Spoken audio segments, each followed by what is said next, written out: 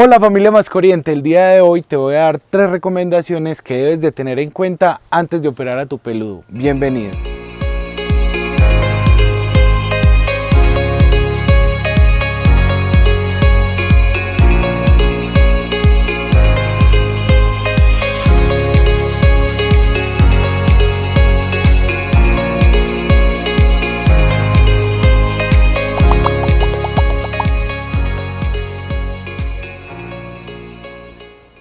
La primera recomendación es que es súper importante saber qué tipo de procedimiento o de cirugía le vamos a realizar a nuestro peludito. Recordemos que hay dos tipos de cirugías. Unas son las electivas, como las cirugías estéticas o de pronto la esterilización, y las otro tipo de cirugías son las cirugías que no son electivas, o sea que sí o sí se deben de realizar y normalmente es para beneficiar o para darle algún tipo de cura a nuestro peludito. Luego de que sepamos qué tipo de cirugía o de qué tipo de procedimiento le vamos a realizar a nuestra mascota, es fundamental hablar con el médico veterinario para que entendamos o sepamos cuáles son los cambios que puede tener nuestra mascota luego de la cirugía. Cambios como por ejemplo físicos, hormonales y también inclusive hasta mentales. Entonces es fundamental que sepamos y entendamos qué podemos esperar de ese procedimiento que le van a realizar. La segunda recomendación, y quizás es de las más importantes, es que tengas presente que nuestro peludito va a tener un periodo de ayuno, tanto de alimentos líquidos como de alimentos sólidos. Lo ideal es que la cirugía se realice en horas de la mañana, o pues es lo más recomendable, debido a que así podemos garantizar que el ayuno va a ser mucho más efectivo.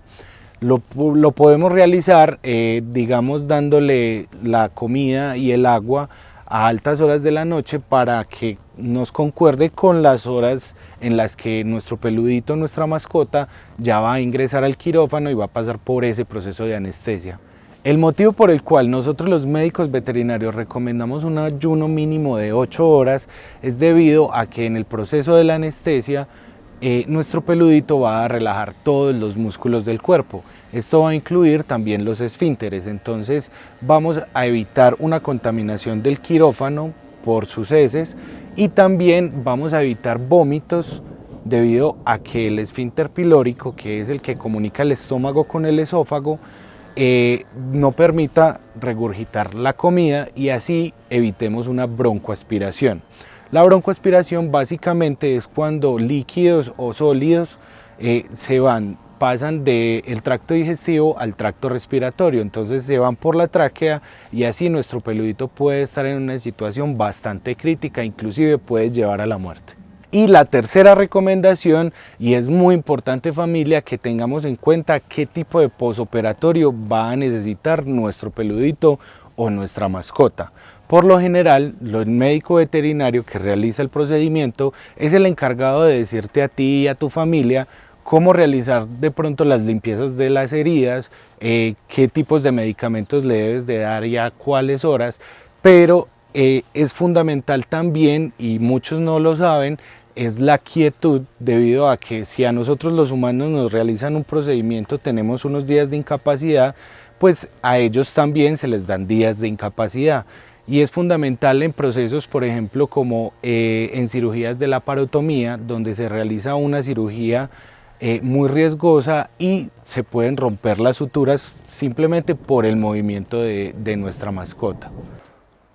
La laparotomía es una cirugía que consiste en ingresar a la cavidad abdominal de nuestra mascota para realizar alguna exploración o algún procedimiento quirúrgico en algún órgano interno. Este tipo de cirugías vas a ver, si lo llegas a realizar en algún proceso de tu vida, vas a ver que va a tener una herida mucho más grande que una cirugía electiva. Este tipo de cirugías tienden a complicarse mucho debido a la quietud que no le brindamos a nuestra mascota. Es muy común que, por ejemplo, en gatos, se vea muy afectada la parte o la zona de los puntos debido a que los gatos saltan para buscar su alimento, para cazar o para jugar. Entonces es fundamental que sigamos las recomendaciones que nos brinda el médico veterinario, debido a que si no le realizamos las limpiezas adecuadamente, si no le brindamos los medicamentos en los horarios que te envía el médico veterinario, vamos a estar provocando algún tipo de inflamación, algún tipo de infección y posteriormente una complicación en la cirugía. Y eso es lo que no queremos, debido a que si una cirugía se complica, tenemos que ingresarlo nuevamente al quirófano para poder volver a realizar este tipo de procedimientos. Y bueno, familia, estas son las 3 principales recomendaciones que tenemos que tener presentes cuando le hagamos algún procedimiento quirúrgico o alguna cirugía a nuestros peluditos o nuestras mascotas. Si tienes alguna duda o algún comentario, déjamelo saber aquí abajo en la caja y te lo vamos a responder en la menor brevedad posible. Recuerda que más que mascotas son familia.